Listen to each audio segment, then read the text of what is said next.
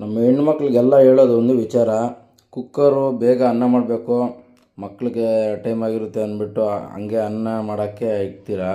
ನೋಡಿರಿ, ಈಗ ಬ್ಲಾಸ್ಟ್ ಆಗಿರೋದು ಕುಕ್ಕರು ಕಾಣಿಸ್ತಿದೆಯಾ? ಎಲ್ಲರಿಗೂ ಬೆಳಿಗ್ಗೆ ಎದ್ದಿದ ತಕ್ಷಣ ಮಕ್ಕಳಿಗೆ ಅಡುಗೆ ಮಾಡಬೇಕು ಅಂದ್ಬಿಟ್ಟು ಟಕ ಟಕ ಟಕ ಅಂತ ಕುಕ್ಕರಲ್ಲಿ ಇಕ್ತೀರಾ.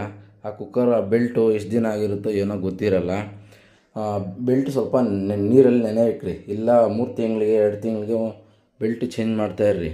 ನಾವೇನಾದ್ರೂ ಹಂಗಾಮಿ ತಪ್ಪಾಗಿ ಇಲ್ಲಿ ಯಾರೂ ಇಲ್ಲ ಸರೋಯ್ತು, ನಮ್ಮ ಮಿಸ್ಸಸ್ ಏನು ಇವರಿಲ್ಲ ಸರೋಯ್ತು, ಯಾರಾನ ಇದ್ದಿದ್ದರೆ ಪಕ್ಕ ಮಕ್ಕ ಆಗ್ತಾಯಿತ್ತು. ನೋಡಿ ಯಾವ ಥರ ಆಗಿದೆ.